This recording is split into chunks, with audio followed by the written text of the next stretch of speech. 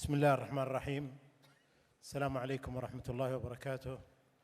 أحييكم في الجلسة الثالثة في رحاب منتدى الإعلام العربي، والذي تستضيفه دائما وأبدا هذه المدينة الرائعة دبي، والتي تعجز الكلمات عن وصف نشاطها الدائم. فهي في كل يوم من أيام العام لها نشاط مختلف، فما بالك أن يكون هذا النشاط هو نشاط إعلامي يهم الجميع.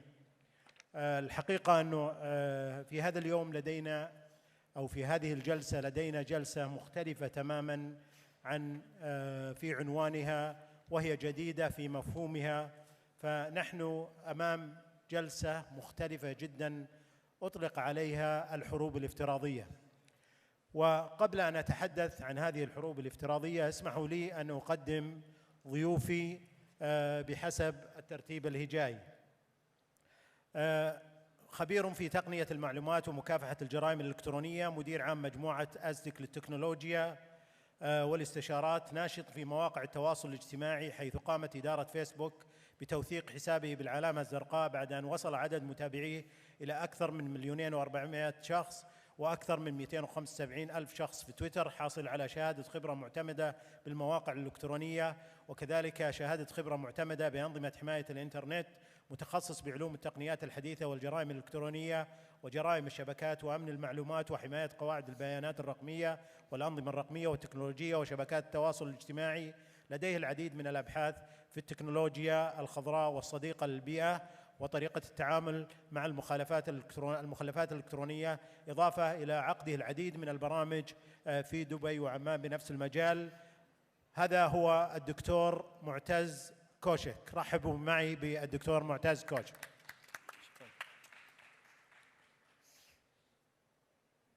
باحث سياسي وإعلامي، يحمل دكتوراه في الإعلام عام 1990. حاصل على ماجستير من جامعة القاهرة كلية الإعلام وتخصص صحافة ونشر. تقلد مناصب أكاديمية عدة، كان آخرها محاضر في كلية الإعلام جامعة بغداد، ثم محاضر في جامعة النهرين. عمل أيضا أستاذ مساعد في قسم العلوم السياسية الجامعة الأردنية، وكذلك أستاذ مساعد في كلية الإعلام جامعة الشرق الأوسط للدراسات العليا المملكة الأردنية الهاشمية. نشر له العديد من الكتب، من أبرزها كتاب الإعلام الفضائي في الوطن العربي وتحليل المضمون والتأثير في النخب والرأي العام. هذا هو الدكتور صباح ياسين علي المفرجي. رحبوا معي بالدكتور صباح. حاصل على شهادة البكالوريوس والماجستير من جامعة بورتلاند ستيت في الولايات المتحدة الأمريكية، وأكمل دراسة الدكتوراه في جامعة الإمام محمد بن سعود بالمملكة العربية السعودية، وتدرج في العديد من الوظائف الأكاديمية والعلمية. عمل منذ عام 1991 عضواً في هيئة التدريس بكلية التربية بجامعة الإمارات، ومن عام 1992 وحتى 1994 عمل مساعداً لعميد كلية التربية للبحث العلمي بجامعة الإمارات، وتولى مهامه كنائب مدير الجامعة. ومن عام 2004 تولى منصب نائب مدير الجامعة، وعين في 2006 مستشارا لوزير التربية والتعليم، وهو عضو في كثير من اللجان. رحبوا معي من دولة الإمارات العربية بالدكتور علي بن راشد النعيمي.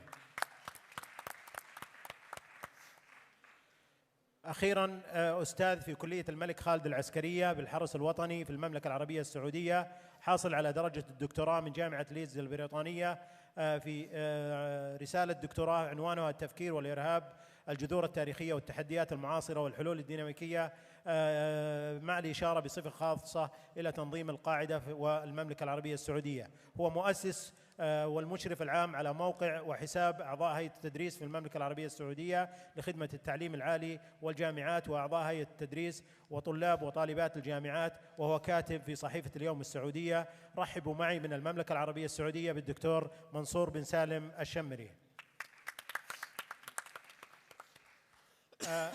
نحن اليوم الحقيقة أمام قضية جديدة نستطيع أن نسميها الحروب الافتراضية.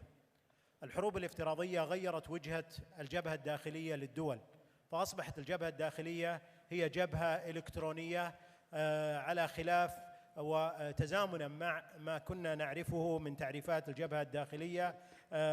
فلذلك نحن أمام أفكار جديدة لا أريد أن أطيل فيها، ولكني أبدأ مع ضيوفي. والحقيقة أريد أن أبدأ مع الدكتور علي النعيمي في لو سمحت دكتور في تعريف ما هي الحروب الافتراضية. بسم الله الرحمن الرحيم. في البداية الحقيقة قبل أن أجيب على سؤال دكتور علي، لكل حدث الحقيقة طرفان: الطرف المنظم لهذا الحدث كي يكون الحدث ناجحا ومتألقا، والطرف الثاني المشاركون في هذا الحدث. وأنا هنا الآن بصفتي مواطن من الإمارات أود أن أحيي الضيوف الكرام الذين أسعدونا بوجودهم في دبي وفي الإمارات وبمشاركتهم في هذا الحدث الذي هم الأساس في نجاحه. فأتمنى لهم إقامة سعيدة، وأتمنى أن يكون هذا المنتدى منتدى متألق بوجودهم وبأفكارهم، ويبني مستقبلا للإعلام العربي نسعد به جميعا. فيما يتعلق بالسؤال، الحقيقة الإنسان الحقيقة اعتاد يعني دائما على وجود حروب منذ قابيل وهابيل، ونحن في معركة مستمرة. وهذه المعركة كانت أولا بسيوف وفؤوس، وتطورت مع مرور الزمن حتى اخترعوا البندقية والبارود والصواريخ. وكانت هناك أنواع من حروب اقتصادية، حروب إعلامية، بالإضافة إلى الحروب العسكرية. لكن نحن بدينا بعد ذلك انتقلنا إلى شيء سموه الحروب الإلكترونية، اللي هي تتعلق بتدمير المنظومات الإلكترونية والبنية التحتية، البنية الأساسية لحقل الإلكترونات للأنظمة الإلكترونية في الدول. لكن خلال ال5 سنوات الأخيرة تطور هذا المفهوم إلى أن يكون مفهوم شامل، بحيث أن هذه الحرب أصبحت أولا أدواتها متعددة ومتجددة ومتطورة، والمشاركون فيها يعني لا يمكن التنبؤ بهم وحصرهم. طبيعة هذه الحروب تبدأ بسيطة، لكنها من الأساس من البداية هي حرب عالمية، لأن ساحتها العالم كله. ولذلك يعني لابد أن ندرك شيء، أن نحن الآن لما نتكلم عن الحروب الافتراضية الفيرتشوال وورز، هذه حروب حقيقية تدمر أنظمة، تدمر اقتصاديات، تدمر أمن اجتماعي، تصنع صراعات، تصنع اختلاف طائفي، تدمر السلم الاجتماعي، تدمر اقتصاديات دول، تدمر قيم للمجتمعات. ولذلك هذه الحروب الحديثة، هذه الحروب الافتراضية هي أشد أثراً وفتكاً الحقيقة في نتائجها من الحروب اللي كنا نعتاد عليها، سواء كانت حروب عسكرية أو حروب اقتصادية. أدواتها الآن الأدوات المتاحة، اللي هي يعني كل أدوات التواصل الاجتماعي، الأدوات الإلكترونية، الفيروسز. أحياناً نحن نسمي اللي يطلع لك هذا أبو بيضة. تعرفون أبو بيضة؟ ما أدري اللي يعرفون أبو بيضة يرفعون أيديهم. لا والله عدد قليل. أبو بيضة هذا صاحب الحساب الوهمي في تويتر، هذا قد يقلب لك الدنيا، وهو شخص ما تعرف أنت من ومصدره وأين يكون أصلا وأين يتواجد. ولذلك يعني لابد الدول بدأت تأخذ حذرها في هذا الموضوع لإدراكها لفعالية هذا الأمر الحقيقة. إذا سمحت لي دكتور، دعني أنقل هذا السؤال إلى الدكتور معتز. يعني الدكتور علي تحدث عن أدوات هذه الحروب، فيعني لو توضح لنا أكثر. كما نعرف أنه الحروب الافتراضية فيها جانبين مهمين: الجانب التقني الذي غير الجبهة الداخلية لتصبح جبهة إلكترونية، والجانب الفكري الذي من خلاله يتم تغيير الاتجاهات في المجتمعات وتغيير الثقافة، وأيضا طرح أفكار مختلفة وغير مرغوبة في داخل المجتمعات. تفضل دكتور. نعم، شكرا دكتور علي. طبعا قبل ما أدخل في موضوع الجرائم الإلكترونية أو الحروب التقنية، أود في البداية أن أستعرض بعض الأرقام اللي قمت بالحصول عليها طبعا قبل هذه الجلسة من بعض المؤسسات المهمة في عملية الأمن الإلكتروني. طبعا هناك تقرير يشير إلى أن هناك 16 هجمة بالثانية الواحدة تشن حول العالم. هناك 16 هجمة إلكترونية بالثانية الواحدة. طبعا تكلفة الهجمات الإلكترونية اللي سجلت في الولايات المتحدة حتى هذه اللحظة تجاوزت ال 250 مليار دولار في العام الماضي، يعني من خلال ال 12 شهر الماضي. طبعا هذا الرقم يوازي معظم اقتصاديات دول العالم الثالث. لا يوجد دولة تستوعب هذا الرقم إلا إذا كانت دولة قوية طبعا اقتصاديا. وحتى الولايات المتحدة لا تستطيع استيعاب مثل هذه الأرقام من هجمات نعتبرها هجمات افتراضية. كذلك على المستوى العربي أيضا منطقة الخليج تعرضت إلى أكثر من مليار دولار في السنة الماضية، كانت خسائر يمكن أشد الخسائر، أو إذا بنتكلم على الخسائر الافتراضية كانت الهجمات اللي شنت على مؤسسات بترولية خليجية، وكانت طبعا أدت إلى تعطل في بعض عمليات الإنتاج أو تعطل في بعض العمليات الداخلية في تلك المؤسسات. اليوم طبعا بنتكلم نحن على الهجمات الالكترونيه بعيدا عن تاثيراتها. يمكن كثير من الاخوان اللي يسمعون يقولوا والله ما دام الموضوع يبقى تاثيراته هي تاثيرات ماليه فلا باس، يعني نستطيع استيعاب ذلك، ولكن لا، هناك ايضا تاثيرات تتحول. يعني يمكن سالني احد الاخوان في احد المقابلات الصحفيه وقال لي هل الهجمات الالكترونيه ممكن تكون قاتله؟ نعم ممكن تكون قاتله. يعني اذكر احدى الهجمات الالكترونيه في مطار صغير كانت في كاليفورنيا، ايضا احدى المطارات المحليه، ان قام هكر بتعطيل انظمه الملاحه الداخليه، بالتالي اطفأ مدرجات المطار قبل هبوط الطائرات. فهذه لولا يعني قدرة الله طبعا كانت تحولت إلى كارثة. فبذلك احنا نقول انه الهجمات الالكترونيه ممكن تكون هجمات على منشات ماليه، هجمات ماليه كسرقه بطاقات ائتمان، وهذه شفنا منها كثيرا بالعام 2013. هناك هجمات طبعا على مواقع التواصل الاجتماعي كما حصل في بعض المؤسسات الاعلاميه. يمكن كنت بستعرض معك دكتور علي على موضوع اللي هي الهجمات اللي شنت على الاسوشيتد بريس. هذه الهجمات ايضا تحولت الى كارثه ماليه، يعني هو هجمه تم بث بعض الاخبار الكاذبه على موقع الاسوشيتد بريس او على حساب تويتر، بالتالي تم نفيها خلال اقل من نصف ساعه او تم استعاده الحساب اقل من نصف ساعه. ولكن الكارثه اللي حصلت انه الاخبار هذه اللي بثت عن تفجيرات مزعومه طبعا في الولايات المتحده قد ادت الى هزه في البورصات الامريكيه، وانخفض مؤشر الداو جونز الصناعي الى اكثر من 500 نقطه في جلسه واحده، وهذه كانت طبعا خسائر تقدر باكثر من 150 مليون دولار في نصف ساعه.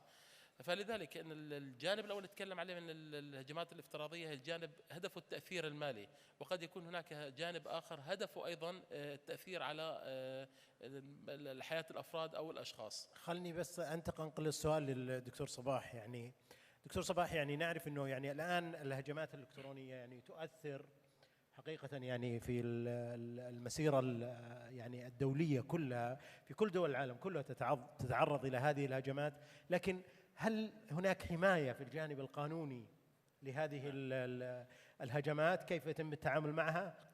هل هناك قوانين دولية أو قوانين محلية تحمي هذا الجانب؟ يعني لحد الآن على أقل تقدير على المستوى الدولي ليس هنالك اهتمام أممي اللي يفترض أن ينطلق من المنظمة الدولية من الأمم المتحدة، أو يعني انطلاقا من شرعة حقوق الإنسان، حق المعرفة وحق تداولها. على المستوى العربي حقيقة في إجراءات وطنية لبعض الدول انتبهت مبكرا، مثل العربية السعودية والأردن، لحد ما مصر الآن تبحث في شرائع. أنا يا دكتور أود أن أشير أن هذه إشكالية قديمة وملتبسة، هذه متصلة بقضيتين أساسية: قضية القوانين الضابطة اللي هي بعضها قوانين رقابية مشرعة من قبل حكومات ومظللة بأنظمة مورست على الإعلام منذ يعني نشأة الصحافة الورقية ولغاية اليوم. الأمر الآخر اللي يحتاج إلى جهد حقيقة فكري ومن النخب ومن العاملين بالإعلام بالتعاون مع القانونيين هي العودة إلى مرجعية المواثيق الإعلامية، مواثيق الشرف، اللي يعني اتحاد الصحفيين العرب بادر منذ القرن الماضي، عقد السادس بالستينات، أطلق ميثاق شرف إعلامي وتطورت في أنظمة الجامعات الدول العربية. لكن للأسف الشديد هذه الحمائية غير قادرة أن تتفعل داخل منظومات العمل الإلكتروني، اللي هو عمل إذا سمحت لي أقول سائب، ليس له نهايات ومنتشر، وأدى إلى أن التشاركية تصبح به غير منضبطة. فللأسف الشديد نحتاج إلى وقت كثير، إلى وعي مجتمعي، إلى وعي للأنظمة الرقابية القائمة، إلى وعي وتقدير للسلطة الرقابية والسلطة العقابية لوضع هذه القوانين مدعمة يعني هي حساسيتها أين تقف؟ حساسيتها بين حق الإنسان في الوصول إلى المعرفة والاطلاع، وحق الإنسان في إبداء الرأي، ثم حماية الحرية الشخصية والملكية هل هو الخاصة. يعاني من فوضى دكتور؟ نعم، هل هو يعاني من فوضى يعني على المستوى المحلي؟ أنا أعتقد هذا العقد ويعني لنهاياته أنا أعتقد في فوضى عارمة في الوطن العربي بشكل خاص، ونحن في متاهة حقيقة بين أن نلتجئ إلى إجراءات الدولة اللي هي إذا سمحت لي قد تكون بها جانب قمعي، وبين إجراءات المجتمع اللي هي سائبة غير محددة، وبين الهجمة الجرثومية الواسعة، هي ديزيز، هي وباء أصاب. وللأسف الشديد أنه أجيال من الشباب يستمتعون بهذه اللعبة اللي بها إيذاء واختراق وتخريب، وما يمارسوها أحيانا لأسباب اقتصادية أو أسباب أيديولوجية بحتة، وإنما يمارسوها نوع من التمايز بيناتهم وبين نوع المباراة. الآن يا دكتور في دول تتجه إلى أن تتحول إلى حكومات إلكترونية، وهناك مدن يعني مثلا دبي تتجه إلى تكون من المدن الذكية. نعم. يعني هذا الاتجاه هل يوازيه فعلا حماية قانونية على المستوى الدولي؟ قد يكون هناك حماية قانونية على المستوى المحلي. نعم. ولكن هل فعلا هناك اتجاه من جانب الأمم المتحدة على سبيل المثال؟ أنا قلت بالبداية أنه أمميا لا زالت الجهود متواضعة، عربيا الجهود بدأت تثمر في أكثر من بلد. أنا هذه الإنجازات في ميدان الإعلام والتواصل شجرة مثمرة، فهناك تجاوز على سياج هذه الثمرة. أنا أعتقد الآن الوعي بدأ يتدحرج، يعني بدأت تتشكل رأي عام. أنا مع الرأي العام، ليس مع إصدار قوانين غير مدركة لا من الطرف اللي يمارس تطبيقها ولا من الطرف اللي يمارس الاختراق. أنا يعني أحمل بقدر كبير إلى النخب، إلى المؤسسات التربوية، إلى العائلة، أن هي تقف ضد هذه الممارسات الخاطئة. خلني يا دكتور أنتقل بالسؤال إلى الدكتور منصور. يعني الآن احنا يعني تقريبا أطرنا تعريف وأدوات هذه الحروب.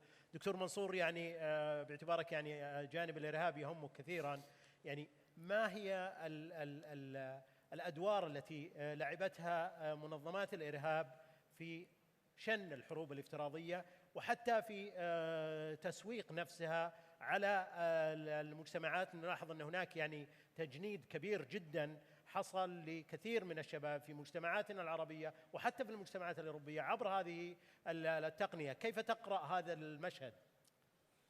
أولا بالنسبة لاستخدامات التواصل الاجتماعي، يعني هي أصلا يعني نستطيع أن نقول أن الجماعات الإسلامية القتالية متفوقة في هذا الجانب تفوق كبير. يعني حتى من مسألة استخدامات الجماعات، مثلا تنظيم القاعدة يعني بدأ في مش تنظيم القاعدة، الجماعات الإسلامية بشكل عام من عام 1997. تنظيم القاعدة يمكن بدأ من عام 2006 تقريبا بشكل خاص، حتى أسسوا وثيقة يعني تشبه الوثيقة اللي هي كتائب غزو الإنترنت، وهذه يعني جزء من نسخة من اللي اشتغلوا عليه. وأيضا ذكروا من بعض الأمور يعني من رؤيتهم أن نرسم خريطة للعالم بالوصول إلى ما لا يقل عن 85% مستخدمي الإنترنت بالعالم. طبعا هم الجماعات الإسلامية بشكل عام يعني لديهم رؤية عالية، لديهم هدف، أيضا يحملون، نستطيع أن نقول يحملون حقيبة واضحة المعالم يستطيعون من خلالها استشراف المستقبل، خلافا للجهات الأخرى التي يعني تحاول بشكل بسيط اعتبره في مكافحة الجماعات الإسلامية إعلاميا. طبعا هم كانوا يعني يستخدمون الموقع الفيسبوك، ثم انتقلوا إلى تويتر بحكم الاستخدام في منطقة الخليج. الاستخدامات كثيرة ومؤثرة أيضا في أوروبا. يعني رئيس مكافحة الإرهاب المسؤول عن مكافحة الإرهاب يقول أنه 700 أوروبي ذهبوا إلى سوريا متأثرين بوسائل التواصل الاجتماعي. بالنسبة لما يتعلق بدول الخليج، عندنا مثلا في المملكة والسعودية رصد خلال شهر واحد 300 هاشتاج يوجد فيه 17 مليون مشاركة تحريضية خلال شهر واحد.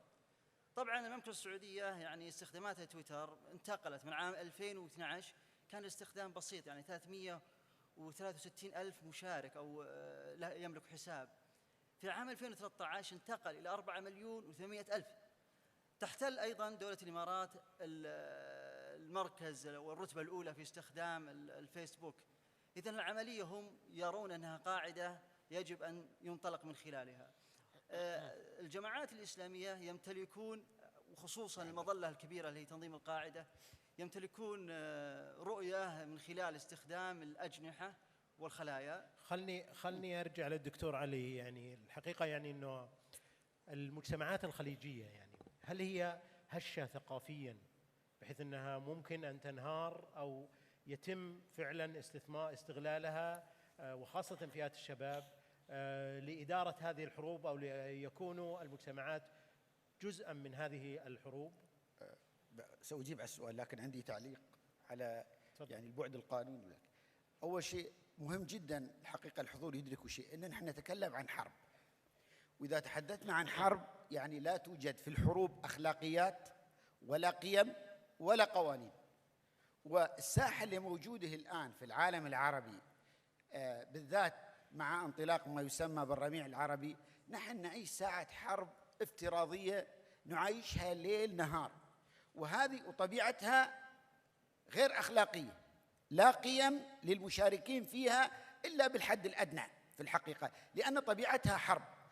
مهما كان هذا المشارك، قد يكون هذا المشارك إعلامي بارز، قد يكون هذا المشارك رمز ديني، قد يكون هذا المشارك رمز ثقافي، لكن طبيعة الحروب لما تبدأ وتنطلق تتغير في كل لحظة. في السابق الحروب تتغير يعني قوتها والحماس فيها على شهور وسنوات، لكن الآن بالثواني بسبب طبيعة المشاركين والمتفاعلين فيها. ولذلك أنا المهم فيما يتعلق بالحديث هنا أن هذه الحروب الافتراضية مثل الحروب العسكرية، ما فيها أخلاق، الكل يبحث عن النصر فيها بأي طريقة أو بأي وسيلة يمكن أن يحققها. هذا الأمر الأول. الأمر الآخر الحقيقة فيما يتعلق بالتأثير، يعني هل الشعوب الخليجية هشة؟ لا، الشعوب الخليجية ليست هشة والشعوب العربية ليست هشة، لكن المشكلة لما نأتي بالذات الخطاب المتطرف، الخطاب الإرهابي هذا، لما يبدأ بفيديو آيات قرآنية، المقدمة هذه تسلب الإنسان العربي الإرادة على الاستقلالية في التفكير، لأن نحن كلنا عندنا البعد الديني، عندنا الحس الإيماني، عندنا قضية الاستعداد للخضوع لخطاب القرآن. ولذلك هم من البداية يستخدمون منهجية الحقيقة، لأن هذه حرب أنا أعتبرها في الهجوم بخطاب يسلبك إرادة واستقلالية في التفكير. خطاب آية قرآنية، أمام الآية القرآنية أنت لا تملك إلا أن تنصت وتستجيب، ثم بعد ذلك تبدي جرعة السموم. ولذلك هذا يعني تأثيرهم في الشعوب الخليجية الحقيقة نتيجة للأسلوب المستخدم في استغلالهم للإسلام بطريقة كمدخل لترويج أفكارهم وتنفيذ أجندتهم. خلني أنتقل للدكتور معتز يعني في قضية يعني هذا الجانب الفكري، في قضية الجانب التقني، يعني هناك يعني هجوم منظم، هل هناك مافيا حقيقة يعني تدير هذا العمل؟ هل هناك خيانة إلكترونية؟ هل هناك يعني عملية تجنيد تتم داخل المجتمعات؟ من المستفيد من هذه الحروب الافتراضية، وماذا يعني تهدف إليه هذه المجموعات؟ يعني هل فعلا هناك يعني مافيا حقيقية تدير، أم أنها أنشطة فردية يمكن أن تنتهي بوقت محدد؟ نعم، بداية دعني فقط أعلق قليلا على ما قاله سعادة الدكتور. طبعا عن الحرب أخلاقي أو لا يوجد أخلاق في الحرب، لكن تذكر أن هناك، أو يجب أن نتذكر أن هناك فارق ما بين الحروب الإلكترونية والحروب في الواقع. الحروب في الواقع أنا أعرف من أقابل، يعني اليوم إذا تقابل الجيشان أعرف أن الجيش الفلاني يقابل الجيش الفلاني، والصواريخ والأسلحة منتشرة ما بين الطرفين واضحة للعيان. لكن اليوم في ساحة الجريمة الإلكترونية وفي ساحة الحرب الإلكترونية الطرف الآخر هو مجهول، فلا يوجد هنا أخلاقيات الالكترونيات او حتى التسميه للطرف الاخر. يعني اذا طبعا انا ارجع اتكلم على موضوع 2013 لانه شهد عدد كبير من الهجمات الالكترونيه، بعضها وقفت عليها انا يعني كشخصي حتى يعني اوجد حلول لها. فوجدنا انه كثير من تلك الهجمات وخاصه ما تعلق منها بالهجمات الالكترونيه على احدى المؤسسات بدون تسميتها طبعا، على احدى المؤسسات الاعلاميه العربيه العريقه، تعرضت لهجمه الكترونيه في ابريل الماضي، وكانت النتيجه طبعا هم ادعوا انهم هم تابعين للجبهه الفلانيه او الانصار كذا كذا، فتبين وجود شخصين غير عربيين في هذه الجماعات. اليوم انتشرت ظاهره ما تسمى في او المرتزقه الالكترونيين، هم جماعات غير منظمه، هي موجوده على الانترنت، تسعى كثيرا من اجهزه الاستخبارات الى تجنيدهم. بالتالي حتى لو يعني احنا بنتعامل مع جريمه الكترونيه مجهوله المصدر، مكان افتراضي، يستطيع اي شخص جالس مثلا في مثلا في اي مكان في العالم، في امريكا، ان يقوم بشن هجمه الكترونيه على منطقه عربيه وتظهر الهجمه وكانها قادمه من المكسيك. احنا شفنا ايضا الهجمه الالكترونيه اللي شنت على اسرائيل مثلا وسرقه البطاقات الائتمانيه، قالوا في البدايه انها من المكسيك، ثم قالوا من السعوديه، ثم قالوا من كذا وكذا وكذا، تضاربت الانباء لانه مساله الهجمه الالكترونيه يصعب تحديد الهدف منها. حاليا برزت الى الساحه مجموعه من المرتزقه الالكترونيين ومجموعه من الخبراء غير المنظمين، طبعا باستثناء جماعه انينموس، هي جماعه منظمه لكن اهدافها غير واضحه. اما الباقين هم جماعات مرتزقه يستطيع اي شخص التعامل معهم عن طريق الانترنت وتجنيدهم لحسابه. فهذه هي ظاهره احدى الظاهرات. اما بالنسبه لموضوع الخيانه الالكترونيه، هذه ايضا رصدت في العام 2013 خاصه في موضوع المشاهير. يعني كثير من المشاهير لا يدير حسابه في تويتر او بالفيسبوك بنفسه، فقط يلجا الى تشغيل مدير اعمال او ما نسميه نحن فريلانس انه يقوم بتشغيل هذا الحساب، ونتيجه لخلاف مالي او خلاف من نوع اخر قد يؤدي الى سرقه الحساب من قبل مدير اعماله او مدير هذا الحساب. فبالتالي للحفاظ على سمعه هذا الشخص او هذه المؤسسه هم لا يلجؤون الى القول والله احنا اختلفنا مع شخص، وضعنا شخص غير ثقه فسرق حسابنا، فيلجؤوا لعمليه والله تم اختراقنا من قبل الجيش الفلاني او من فلان وفلان وفلان. خلينا بنرجع للموضوع، بس بتكلم مع الدكتور صباح يعني في جانبين الحقيقه. يعني نحن امام اجيال جديده يعني، والعالم العربي يعني مليء باجيال الشباب. اريد ان اعرف يعني اثر يعني هذه الحروب الافتراضيه على عقول الاجيال الجديده، كيف ستغير؟ هل ستغير؟ هل ستكون هناك يعني نوع من التوجيه المتعمد من قبل فئات تعمل خارج الاوطان او تعمل خارج المجتمعات؟ دكتور، الدولة الوطنية بالوطن العربي يعني اللي أكثرها نالت استقلالاتها بعد الحرب العالمية الأولى والأكثر الحرب العالمية الثانية، كان الإعلام في الغالب بها بيد الدولة رسمي، وسائل التعبير إلا ما ندر داخل المجتمعات. هذه المساحة الجديدة، هذا الملعب، ملعب كرة القدم الواسع اللي دخلت به أجيال الشباب، أنا أعتقد أتاح لهم فرصة للتوازن مع الأدوات الرسمية بالتعبير. ولذلك نحن نجد أنه حتى داخل مجتمعاتنا أن الشباب في الغالب عندهم شخصيتين، يعني معذرة ليس شخصية مزدوجة ولكن مستويين. إذا أصلا مستوى يتعامل مع الإعلام كما نتعامل، ومستوى تحتي بيني تواصلي لهم عالمهم الفيرتشوال الافتراضي، هذا لا يمكن السيطرة عليه إطلاقا. وللأسف الشديد هذا ممكن اختراق من مؤسسات فيها جانب يعني اقتصادي دون شك، هي الخلفية الاقتصادية، ولكن فيها جانب ايديولوجي تخريبي كبير. أنا أعتقد يعني لا نتخوف كثيرا من هذه الحرب الافتراضية ولا نشن حرب مقابلة، يعني بقدر ما نحن نستطيع أن نعطي مساحة، يعني نقلل من تغول الإعلام المركزي الشديد المركزية ونفتحه إلى منافذ يساهمون بها الشباب بمؤسساتهم، بالمجتمع المدني، بقواهم الصاعدة. نحن نقلل من أثر الجرائم بالحرب الإلكترونية. أنا لا ألغي أن هنالك في نوايا مخربة تخترق هذا القناة أو هذا النفق من التواصل الإلكتروني، ولكن حقيقة الأمر أنه هو يستخدم للتعبير عن نزوعات مشروعة لأجيالنا صاعدة من الشباب، يجب أن نحترمها، يجب أن نتفهمها، يجب أن لا نقف أزاءها ولا نقمعها بقوانين. أنا لست مع القوانين الضابطة اللي تصدرها المؤسسات الرسمية، ولكن هذه القوانين لا تتحول إلى سيف كما حولت الرقابة المسبقة واللاحقة على الصحافة في القرن الماضي وكسر التابو الإعلام الفضائي لحد ما. ما أدري دكتور منصور، يعني هل خير وسيلة للدفاع هي الهجوم؟ يعني وخاصة أنه يعني إذا تحدثنا عن دعنا ندور حول قضية الإرهاب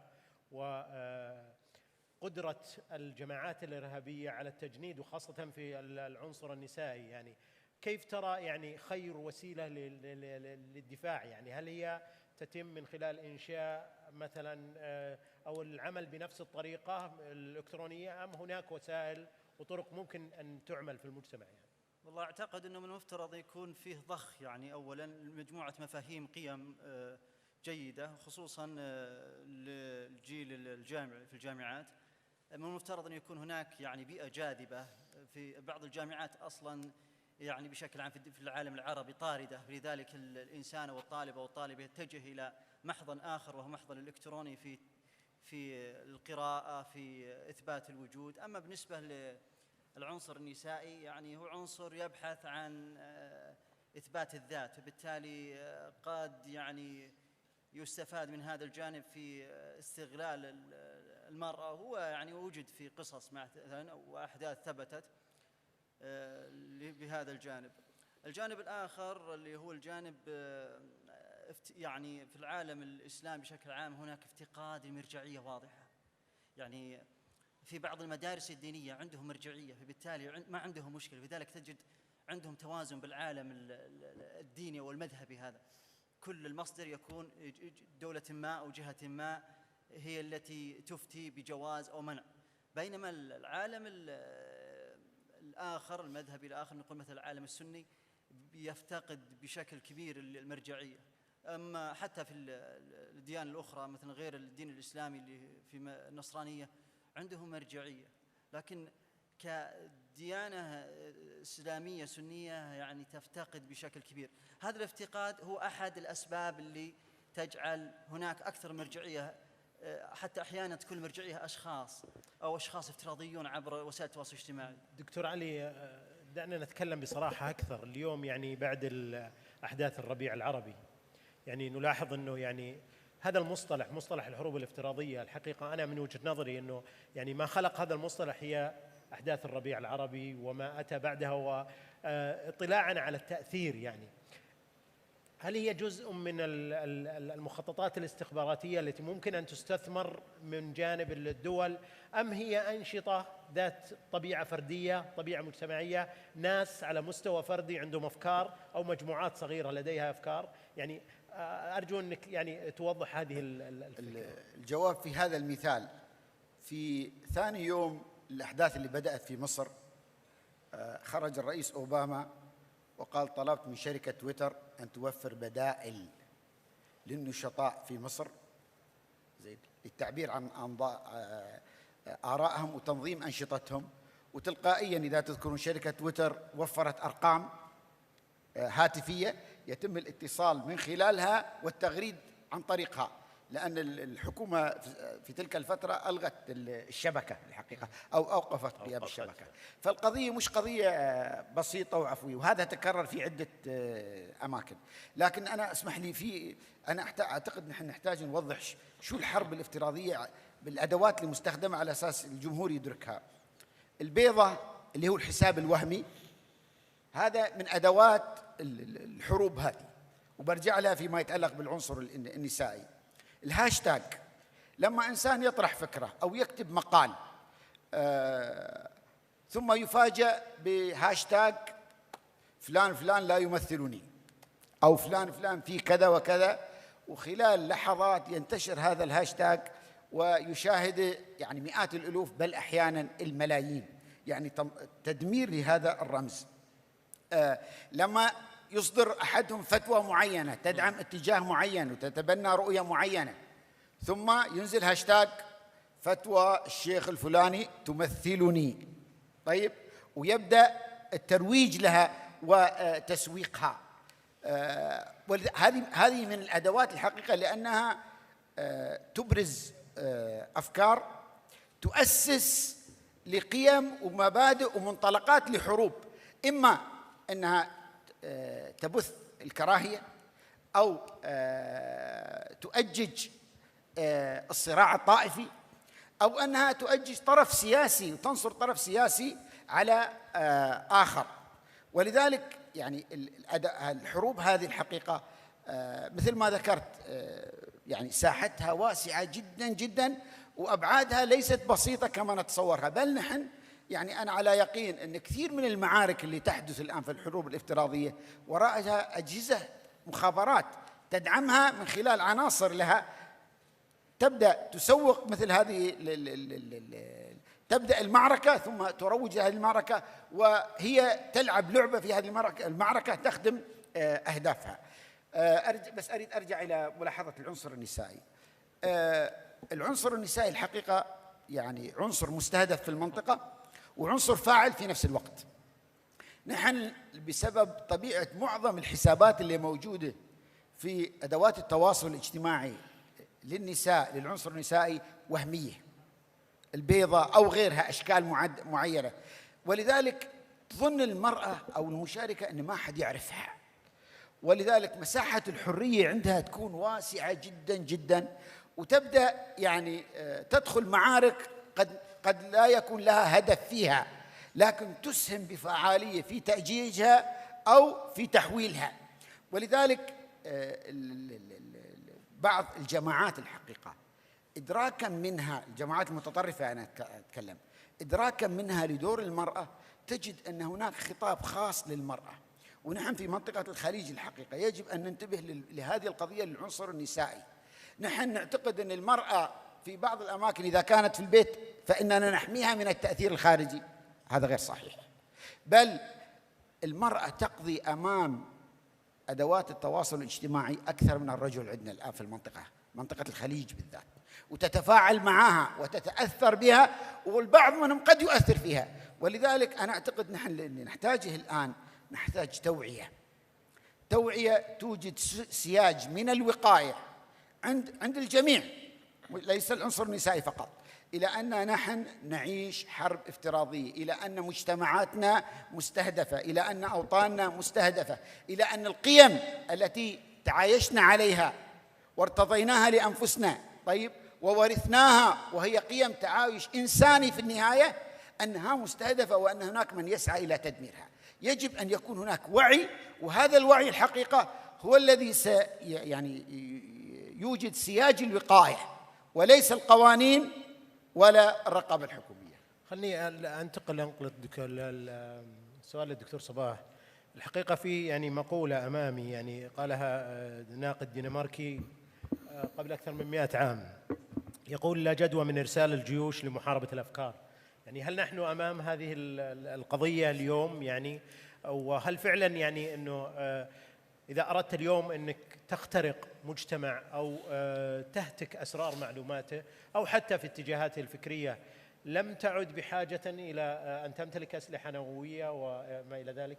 أرجو التعليق يعني على كثير دكتور، هذه النقطة مهمة. علماء الاتصال في الولايات المتحدة حقيقة هم علماء الاجتماع الرواد، انتبهوا بعد الحرب العالمية الثانية أنه ممكن اختراق مجتمعات وأنظمة من خلال الإعلام.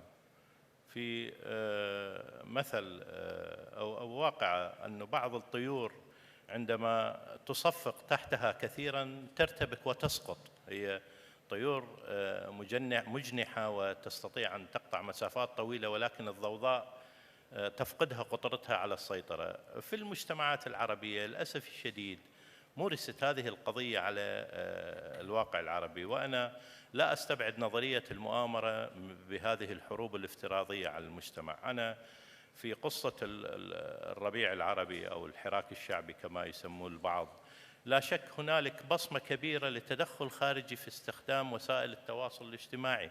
ظهرت هذه واضحة في مصر وتظهر في سوريا إلى حد كبير الآن، وللأسف الشديد نحن العرب تأخرنا كثيرا عن إدراك للممارسة الاجتماعية اللي هي مهمة والتوعية، ولا الممارسة الحكومية أو الدور الحكومي. طبعا الإرهاب له أكثر من وسيلة. الإرهاب تاريخيا استخدم أكثر يعني عبر التاريخ استخدم كل الوسائل الممكنة، من الشائعة، من الجذب الاجتماعي إلى آخره. الآن هذه ممكنات تخترق داخل عقول الإنسان، يعني الإنسان العربي ليس محصن. يعني هذه المشاكل صارت في جنوب شرق آسيا منذ سنوات، وعانت منها وعقدت مؤتمرات في ماليزيا حولها. والآن في الوطن العربي نحن ليس هنالك دولة وطنية، دولة قطرية سياجها عالي ما يكفي دون اختراق هذه الممكنات. أنا يعني أود أن أؤكد إلى أنه يجب أن يكون العمل بمستويين: عمل عربي مشترك للتعاون القضائي التقني المعلوماتي، وعمل مجتمعي. أين يعمل الإرهاب بالوطن العربي؟ يعمل في داخل بيئتنا. أنا لا أعتقد الإرهاب هو صنع في الخارج وتدفق علينا بالداخل. احنا في عيوب بالمجتمع العربي، يعني علماء الاجتماع يعني يعرفوها بشكل جيد. نحن في مرحلة التحديث والتنوير والتحول صارت انكسارات في مجتمعاتنا. بعض مجتمعاتنا تحولت، ما اخترقت التطور الطبيعي اللي تمر بالمجتمعات بعضها كما حدث في أوروبا مثلا. احنا مجتمعات تحولت من مجتمعات زراعية ومجتمعات بداوة إلى مجتمعات متلبسة الحضارة، لذلك صارت يعني فدخرت في مجتمعاتنا. هذه الشقوق أنا أعتقد هي بيئة للتعفن ولانتشار الجرائم الإلكترونية وانتشار الجرائم التي تستخدم هذا المجال الحيوي بالتواصل الاجتماعي. أنا خلني أنتقل للدكتور معتز على قضية مهمة، يعني لننتقل إلى مؤسسات الإعلام نفسها. يعني أولاً افترض أنه يعني أنا عندي مؤسسة إعلامية أو حتى على حساب خاص فيني وتم سرقة حسابي، هذا جزء من السؤال. يعني إلى أين، إلى من ألجأ؟ يعني إلى الطرق التقليدية. هناك طرق تقليدية بأني أخبر الناس، بأن أقول لهم هل هناك تنظيمات يعني ممكن أن تساعد الدول والمؤسسات الإعلامية للإعلان عن اختراقاتها. هذا جانب. الجانب الثاني يعني أرغب أنك تركز على قضية الإرهاب الإلكتروني وتحدد لنا ماهية الإرهاب الإلكتروني بعد الإجابة على السؤال الأول. نعم، طبعا لا قدر الله حصل اختراق لأي حساب، سواء كان حساب الفيسبوك أو تويتر أو حتى في أي مواقع أخرى من مواقع التواصل الاجتماعي، اليوتيوب أو ما شابه. طبعا للأسف الشديد مواقع التواصل الاجتماعي، الفيسبوك هناك أكثر من مليار مستخدم، بالتويتر هناك أكثر من نصف مليار مستخدم. هم يتلقون يعني آلاف بل مئات الآلاف من الشكاوي يوميا حول مشاكل في الدخول أو في سرقات الحسابات. هم لا يعطون الأولوية إلا لأصحاب العلامات الزرقاء أو الحسابات الموثقة. أنا عندما أقول أنهم يعطون الأولوية تعني 48 ساعة، ولا يوجد أي طريقة لاستعادة الحساب قبل 48 ساعة إذا كان الحساب موثق. طبعا بطء شديد من قبل تلك المواقع في التعاطي بجدية مع تلك الشكاوي، خاصة إن كانت من أفراد عاديين هم قد يكونوا نجوم في مجتمعاتهم، ولكن بالنسبة لتويتر هناك من هم أهم منهم. فلذلك احنا النظرة التقليدية او الجواب العام بهذا الموضوع انه على الفور عندما تتأكد او تتلقى رسالة او تتأكد انه حسابك قد تم اختراقه، عليك ان تلجأ الى الاصدقاء المقربين اصحاب الحسابات الكبيرة لينشروا هذه المعلومة. يعني في لا قدر الله لو تعرض حساب احد الاشخاص للاختراق، فعليه ان يلجأ الى الاصدقاء المقربين لديه في تويتر مثلا وان يبلغ انه حساب فلان الفلان قد تم اختراقه. ايضا حتى تخلي جانبك القانوني من هذا الموضوع، لانه كثير من الاشخاص اللي وجدناهم، انا ذكرت انه هناك مجموعه من الاعلاميين قد تعرضوا للاختراق ما بين شهر ابريل وشهر يوليو 2013. فطبعا تم بث تغريدات مسيئه للدول او للقنوات التي يعملون بها. طبعا هذه النقطة أنا أنصح دائما بأن يقوموا بإرسال إيميل بريد إلكتروني إلى جميع أيضا الأصدقاء المقربين بإخبارهم أنه قد تم اختراق حساباتهم في تويتر أو بالفيسبوك أو ما شابه. وطبعا في نفس الوقت أنصحهم بعدم إنشاء حساب آخر على تويتر، والهدف منه طبعا تبليغ الآخرين، لأن هذا الحساب سيكون حساب صفري، يعني بمعنى لا يوجد متابعين له، فلا أنصح بهذه الخطوة. هل من صالح الدول يا دكتور أنها تعلن عن اختراق مواقع لها؟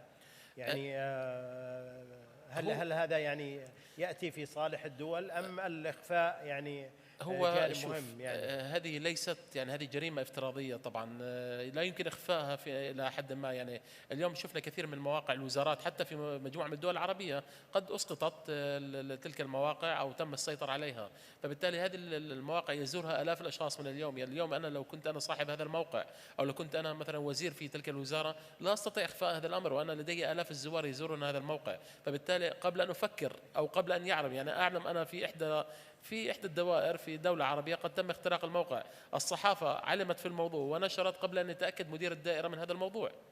فتلك كانت نقطة مهمة في هذا الموضوع.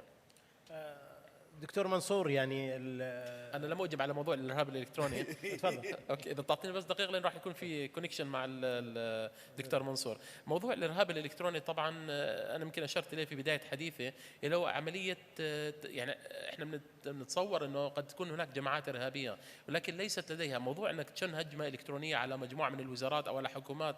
ليس بالموضوع السهل، هذه تحتاج إلى جهود كبيرة جدا أو لمجموعة كبيرة من الخبراء. أنا قلت أن هناك ما يسمى بالإرهاب الإلكتروني، وهو تجنيد عدد من الخبراء المرتزقة بهدف، طبعا هناك نوعين من الإرهاب الإلكتروني، الهدف التحريضي طبعا والهدف اللي هو هدف الهجوم. الهدف التحريضي اتكلم عنه الدكتور منصور، اما الهدف اللي هو الارهابي او الهدف الحربي هو عمليه اسقاط تلك المواقع او سرقه حسابات او تكبيدهم خسائر ماليه مثلا لتلك المؤسسات او ما شابه. دكتور منصور، بالنسبة للرسالة التي يعني تظهر على المواقع التي يتم اختراقها، يعني يكتب رسالة معينة، أنه لاحظ أنه بعض الأحيان تكون اجتهادات فردية وبعض الأحيان تكون الرسالة لها مدلول آخر. يعني كيف يعني هل هذه يعني بالإمكان يعني الدول أن تتابع، أو هل بالإمكان أن تحدد الدول من يهاجمها وتعلن عنه في وسائل الإعلام، أم أنها يعني من الأفضل أن تتعامل مع هذا الوضع بشكل مباشر من خلال الهجوم المضاد؟ بالنسبة للجانب التقني ما أستطيع أجيب عليه لأنه خارج التخصص، لكن من جانب التتبع والسؤال هو في صعوبة أصلا، يعني في مجال تخصصي اللي هي تتبع القضايا الإرهابية وكذا، في صعوبة أنك تتبع الأشخاص. خلينا نتكلم عن الرسالة. يعني دائما عندما يخترق موقع أو عندما تنشأ يعني ينشأ وسم أو هاشتاج لتحديد فكرة معينة، إما تجنيد أو رسم اتجاهات جديدة داخل المجتمع، يعني هذه الرسالة يعني كيف تبنى هذه الرسالة؟ يعني طبعا هو عندهم المدلول الكبير فيها عملية القدرة على الاختراق، وهذه مشكلة كبيرة. يعني لما تستطيع أنك تخترق مجتمع رغم يعني التجنيد في محاربة الإرهاب ومكافحته وهم يستطيعون ذلك، فهذه رسالة على القدرة اللي يمتلكونها، وبالتالي هم عندهم هالرسائل هذه اللي مؤشرات على دلالة على قوة الاختراق لديهم. يعني بعطيك بعض الأمثلة على السريع. يعني الجماعة الجديدة اللي هي جماعة تنظيم الدولة الإسلامية في العراق والشام، داعش مثلا، بدأوا بعمل كبير وجاد على وسائل التواصل الاجتماعي بأسماء وهمية كثيرة وأسماء غير حقيقية، وبالتالي لا تستطيع أنك تتبع الأسماء. وأيضا يستخدمون أسماء يعني موجودة في المجتمع، مثلا لما يجي عند الإمارات بختار اسم إماراتي مشهور، لما يجي عند السعودية بختار، سواء على الجانب الرجال والنساء.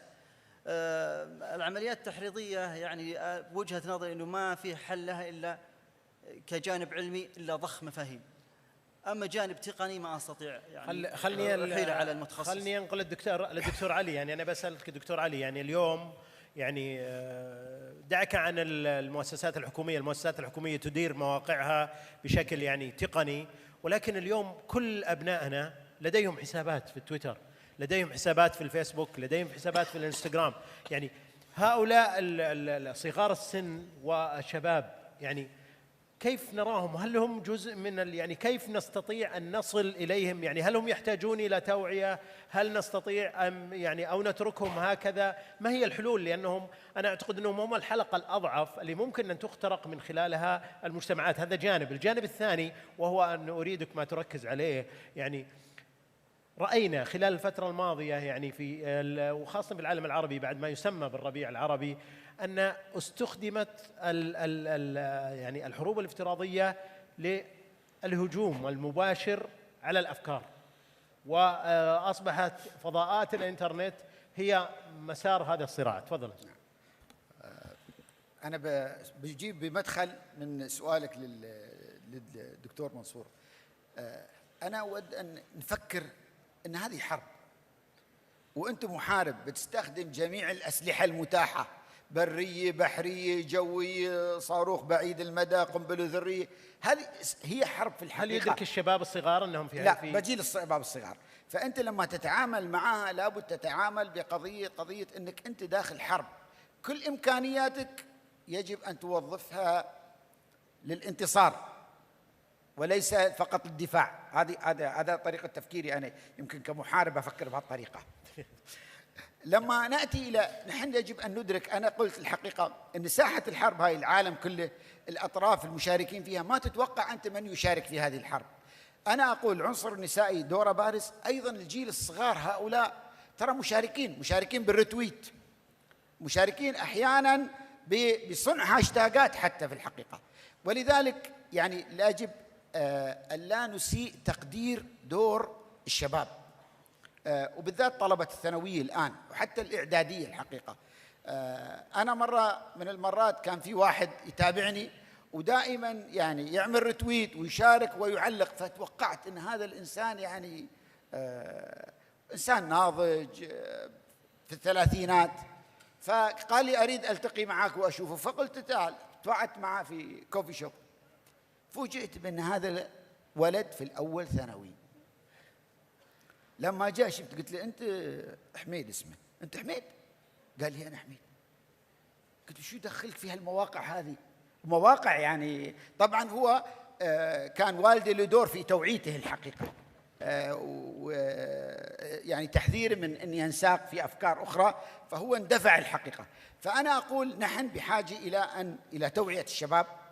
المؤسسات التعليمية عليها دور كبير جدا جدا في توعية أبنائنا وبناتنا بما يدور مش في الساحة المعروفة، إنما في الساحة الافتراضية الآن، لأن هاي الساحة يقضي فيها الطالب والطالبة وقت أكثر من قضائهم حتى في المدرسة.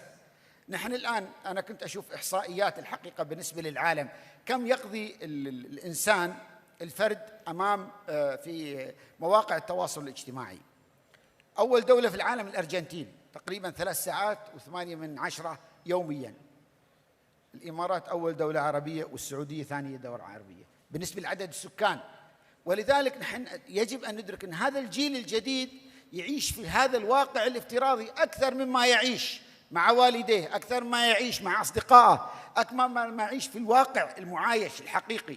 ولذلك يجب أن يكون هناك نوع من التوعية تبدأ بالبيت، وأيضا تشارك فيها المدرسة بفعالية الحقيقة. وإلا هذا الجيل سيتلقى قيم ويصنع بطريقة في قوالب فكرية ونفسية بعيد عن مجتمعاتنا في الحقيقة، أو بعيد عما يعني نريد له أن يكون في الحقيقة. خلني أنتقل للدكتور صباح. بين جيلين، بين جيل القدماء أساتذة الإعلام، ما هو دورهم يعني اليوم؟ يعني ما هو الموقف الذي هل سيكتفون بأنهم يكونوا ناصحين وموجهين، أم هناك يعني دور لهم في هذا الجانب، وخاصة في المؤسسات التربوية في الجامعات وما إلى ذلك؟ أشكرك دكتور. يعني أنا بعد مرور ساعة بهذه القاعة استدت قناعة أنه هذه الحرب الافتراضية هي مثل توازن الرعب النووي، أنه تملك سلاح نووي ما معناته أنه تستخدمه، لأنه الآخر راح يعني بعد استخدامه يدمرك. هذه الحروب الافتراضية يعني نتخوف منها كثيراً، لكن يجب أن نفكر بها عميقاً.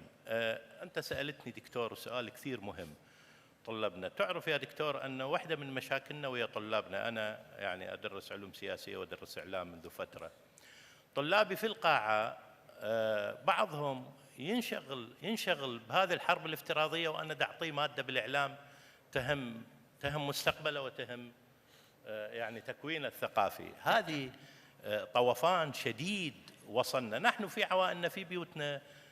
أنا امبارح كنت مثل هذه الجلسة أتحدث، أصبحنا أمام جزر صغيرة، أولادنا بتلفوناتهم يتبادلون رسائل، حتى وصلت للنساء، حتى وصلت النسوة أنها بدن يسوون مواقع ويتصلون، واحنا صرنا غرباء في هذه البيئه. انا يعني اشرت في بدايه حديثي انه هذه معركه مشتبكه، هي حقيقه معركه بين التحديث وبين التنوير وبين التقدم وبين التخلف، لا نتخوف منها كثيرا. هذا امر واقع، الالكترون امر واقع، الله يستر من القادم عندما يشتبك الجهاز العصبي مالنا مع منظومه الالكترون كما يعملون العلماء الان. انا دكتور اتمنى انه علماء النفس، علماء الاجتماع يدخلون بهذا المجال. طيب الاولاد او الشباب او الشابات في الجامعه لا نستطيع ان نفرض عليهم أن يتركون هذا المجال الحيوي، هذا أصبح جزء من شخصيتهم. المبرزين عندنا في الجامعة، المبرزين الأوائل هم المبرزين بالمواقع الاجتماعية، مو المبرزين في العلامات والنتائج الامتحانية. لذلك يعني أنا أشرت في البداية أن العائلة، النخب، المؤسسة الأكاديمية، المؤسسات القانونية أيضا لا تلجأ إلى تغليظ العقاب، يعني إلى تغول السلطة في هذا الأمر، إلى تفهمه، إدراكه، لأنه هذا أصبح محيط لا يمكن مخترقنا، أصبح ساكن في هيكلنا العظمي، لا نستطيع أن نخرج خارجه. أنا كثير ممتن أنه هذه موضوع الحرب الافتراضية يعرض بهذا المستوى، بهذا الحضور الكريم أمام هذا النخب، لأنه نحن نتحدث في الأماكن المغلقة، ولكن لازلنا على المستوى الشعبوي أو الاجتماعي أقصر من أن نتناوله بشكل صحيح. خلني أنتقل للدكتور معتز. الحقيقة أنه يعني أنا من بداية الجلسة وأنا أحاول أني أفصل بين البعد الخطير في الحروب الافتراضية واستخدامات الدول وهجومها، يعني واستخدامات أجهزة الاستخبارات وما إلى ذلك وهجومها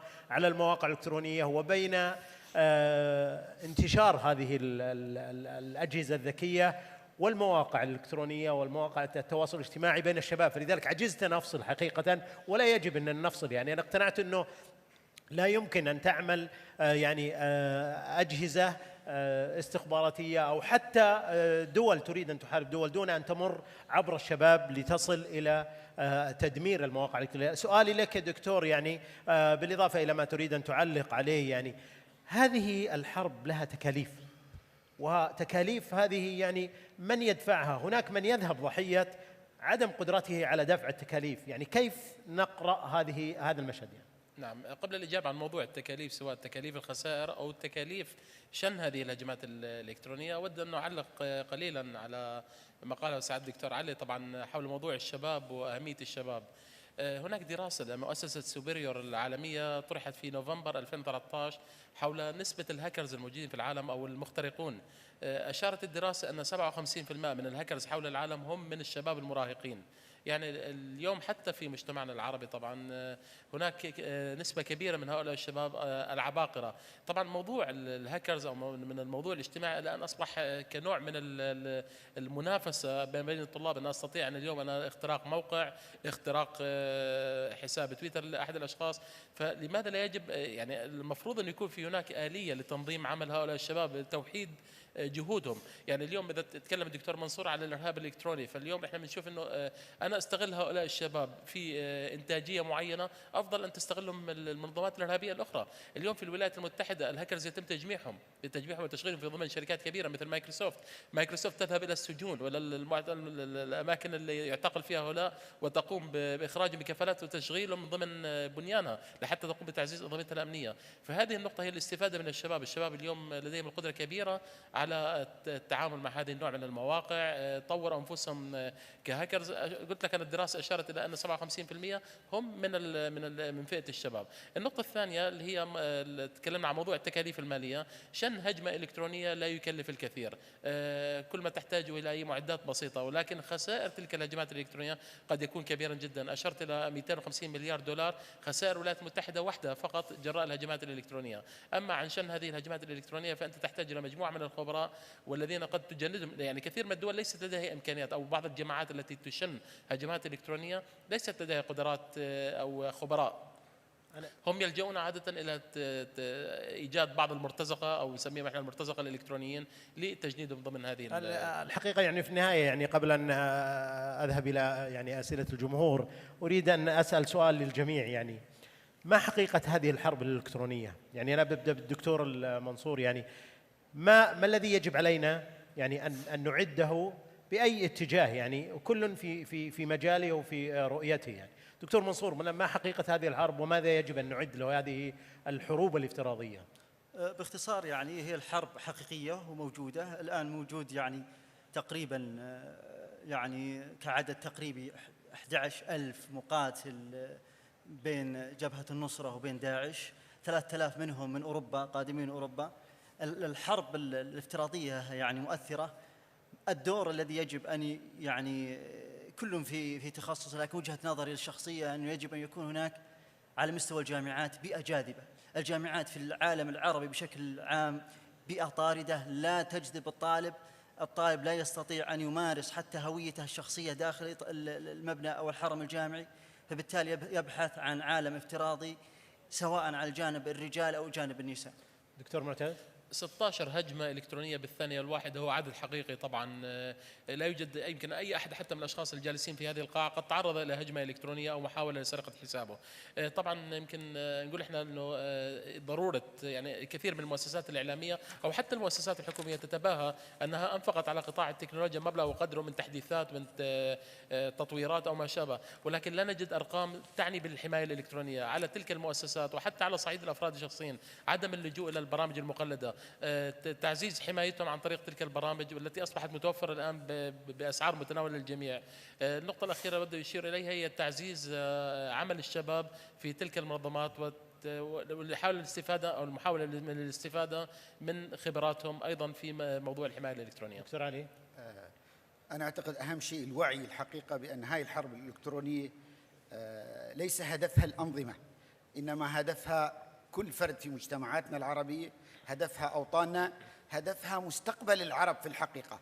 ولذلك علينا كآباء أن نتحمل مسؤولياتنا في هذه الحرب نحو رعاية أبنائنا الرعاية السليمة اللي تقيهم من آثارها، وأيضا دورنا كمواطنين في هذه المجتمعات كي نضمن مستقبل حضاري للعرب. حرب ملتبسة شديدة التداخل، أنا أعتقد يعني يصعب التفريق بين الأطراف مالها، ولكن دون شك فيها جوانب أيديولوجية لا زالت واضحة، بها مصالح اقتصادية كبرى، فيها محاولة تفتيت وتحطيم كيانات الوطنية في العالم الثالث وبشكل خاص في الوطن العربي، بها قوى ظلامية استطاعت أن تجد فيها مساحة كبيرة للتأثير على الثقافة المجتمعية وعلى غزو عقول الشباب بشكل خاص، والنماذج اللي تحدثوا عن التطرف والإرهاب كلها في هذه البيئة المظلمة. وظفت هذه الحرب الإلكترونية لخدمة أهداف غير إنسانية في الواقع. دعوني أتجه الآن إلى الجمهور. الحقيقة يعني دعنا ناخذ من الطرف، نبدأ من اليسار منك، الأخت هذه اللي في الوسط لو سمحتوا، بس اللي يحمل المايك، هذه الأخت اللي رافعة يدها الآن، رجاء التعريف بالاسم ولمن موجه السؤال.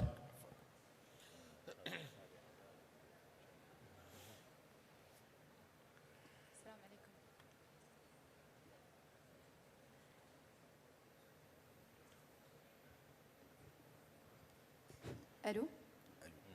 نسمع. السلام عليكم. عذرا الزعابي من هيئة الصحة أبو ظبي، أخصائية علاقات عامة. أنا في الحقيقة عندي سؤالين. السؤال الأول أوجهه للأستاذ علي النعيمي. ما هي أبعاد الحروب الافتراضية على الواقع؟ نجد البرامج التلفزيونية أو بعض المقالات اللي تاخذ هذه الحروب على طاولة الواقع للتداول. فيعني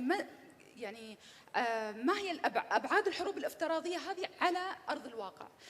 شغلة ثانية، نحن نعرف أن نحن في منتصف الثورة الإلكترونية، فمن 10 إلى 15 سنة ما هي أبعاد الحروب الإلكترونية الواقعة ضمن عالم قنوات التواصل الاجتماعية أو العوالم الافتراضية؟ هل يتم سن قوانين معينة أو ضوابط؟ لأني لما أتخيل هذا الشيء أشوفه خيالي جدا يعني ومثالي بزيادة. يعني يمكن مثل ما قال الأستاذ صباح ياسين ان الامور هذه يدخل فيها كثير من الشخصنه، ويمكن نحن درسنا بعد نظريه الانا والاخر، فصار كل شخص عنده انا واخر في نفسه، انا اللي على الواقع والاخر اللي على القنوات الافتراضيه او قنوات التواصل الاجتماعيه. ف يعني يكون الموضوع جدا صعب لما تدخل اهواء شخصيه واتجاهات فيها ميول شخصيه ضمن قولبة هذه الأجندة اللي متخذتنها جماعات معينة. شكرا لك. تفضل يا دكتور علي. جاوب. هو بالبداية السؤال موجه لك يعني. طيب بسم الله. الحقيقة هي حروب مسماها حروب افتراضية بالنظر إلى الأدوات المستخدمة، لكن هي حروب حقيقية وتأثيرها في الواقع تأثير مدمر، وتأثيرها له أبعاده سواء كانت اقتصادية أو اجتماعية أو فكرية أو أمنية أو غيرها، ولذلك تأثيرها مباشر. ولما تريد تتأكد شوف التفاعل في هذه القضايا، تطرح قضية تدمر شخصية معينة، تدمر رمز وطني، أو ترفع رمز يصنع كرمز في الحقيقة وهو لا يمثل شيء. فحروب نتائجها حقيقية وليست وهمية. شق ثاني من السؤال للدكتور صباح اللي هو يعني هل هو فعلا خيال تقنين أو تقنين هذا الجانب يعني؟ نعم. أم هو يعني واقع ممكن أن يحدث يعني؟ لا، هو في المسألتين، في واقع وفي خيال. أنا يعني كثير من الشباب اللي يدخلون في هذا المجال ويصيرون هاكرز وهذا يمارسون تأكيد ذات، يمارسون الأنا. يعني هو أين ينتصر؟ لا يستطيع أن ينتصر على بيئة العائلة، لا يستطيع أن يحقق شيء على المجتمع، القوانين الضابطة بالدولة ضاغطة عليه، فهو يبرز يتعملق في هذه البيئة الافتراضية اللي يخلق. السؤال الثاني هنا لو سمحتوا، من اللي مع المايك هنا في الصف الأول لو سمحتوا، الاسم لو سمحتوا. السؤال موجه لمن؟ السلام عليكم. السلام. صالح المسلم. الحقيقة شكرا جزيلا على هذا الطرح الراقي، وهذا غير مستغرب من هذه النخبة، سواء الأستاذ صلاح أو الدكتور علي أو معتز أو الأخ منصور. سؤالي محدد ومركز الحقيقة سواء للأستاذ منصور أو الأستاذ علي. احنا ما أصبحنا، يعني هل تتفقون معي أنه ما أصبحنا في مجتمع افتراضي، أصبحنا في مجتمع واقعي الحقيقة. ويمكن اللي قبل شوي كنا نشوف أبطال اليوتيوب في أرضنا الواقع. أصبح ابن الجيران تعرفوا أنه له تأثير فعلي في العالم الافتراضي اللي كنا نسميه عالم افتراضي، أصبح الآن عالم واقعي. هذه نقطة. النقطة الثانية، أستاذ علي ركز على دور المرأة، ويمكن الله يعينه على الغزو اللي بيجيه بعد المحاضرة. المرأة أوكي لها تأثير، لكن ما أعتقد أن لها ذاك التأثير السلبي القوي جدا في العالم الافتراضي، في المجتمع الافتراضي. يمكن ما دخلت إلا مؤخرا. كيف تتوقع أستاذ علي أو أستاذ منصور خلال العامين القادمين من هذا العالم الافتراضي، من هذه الحروب الافتراضية، أن تصل بنا في عالمنا العربي في زخم الربيع العربي وأحداث العالم العربي اللي صارت؟ شكرا للجميع. تفضل دكتور. يعني كلكم انتم والدكتور منصور كلكم جاوبوا على نفس السؤال يعني. كبر ابدا يا دكتور منصور، لان الدكتور علي منتهي من ابدا يا دكتور منصور. طيب، اول شيء ببدا بالنهايه. الحقيقه انا ذكرت العنصر النسائي مش من جانب سلبي، لا، من جانب له دور، وادراك الجماعات المتطرفه لدور العنصر النسائي عملوا على الاستفاده من هذا الجانب واستثمارها فيه. الواقع الحقيقة أنا أقول لك الآن، اللي المحارب في الحروب الافتراضية يدخل غرفة النوم، ما في ساحة معركة بين وديان وجبال أو في البحر، لا، يدخل كل مكان في كل بيت، طيب، ويخاطب هذا الإنسان ويعمل على تغييره. أنا أقول لك العنصر النسائي في نماذج رائعة جدا في التصدي للفكر هذا، وأيضا في صنع مثل ما يقال وقاية للمجتمع وأدوار إيجابية الحقيقة في هذه الحروب. لكن أنا ذكرت العنصر النسائي في أن يجب أن ننتبه أن الجماعات المتطرفة تستهدف هذا العنصر وتستغل استغلال بشع جدا لترويج أفكارها. لو سمحتوا بس المايك هنا الصف الثاني، الأخت اللي هنا. أنا سأنحاز للأخوات النساء. السلام عليكم. وهذا على فكرة هذا آخر سؤال، يعني اعذروني لأنه الوقت لا يسمح، يعني الافتتاح بعد هذه الجلسة. تفضلي. السلام عليكم. أرجو أن يكون السؤال مختصر يعني. سؤال الدكتور منصور، سؤال بسيط جدا. ايش كثر ساهمت الثورات العربية أو الربيع العربي في رفع يعني المحظورات، خصوصا في المملكة العربية السعودية، لأن بالإمارات يعني بدون تحيز كان في دائما قسم جرائم إلكترونية تحمي الأفراد، بما أن الدكتور علي النعيمي قال إنه المستهدف الأول والأخير ما وراء السياسة هو الفرد، بس إحنا شفنا إنه السياسة هي اللي حركت التحفز أو التحيز نوعا ما. هل في قانون فعلي صاير في المملكة العربية السعودية تحديدا لحماية سواء مستخدمي تويتر أو غيره أفراد عاديين بعيدا عن الأطروحة السياسية أو أي انتماء سياسي؟ وشكرا. بالنسبة للإجابة، طبعا في المملكة السعودية يعني هناك يعني حملات تطوعية أصلا لمكافحة وتعزيز يعني مكافحة الإرهاب وتعزيز الوسطية.